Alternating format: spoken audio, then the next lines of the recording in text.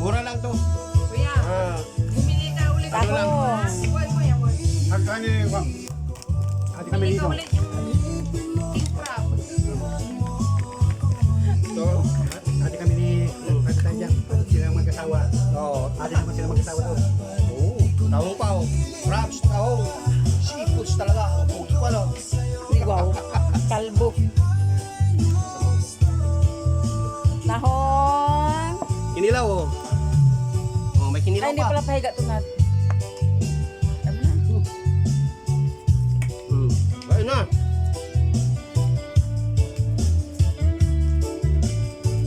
Dalawang kilo pala pinili. Buksan mo na yan.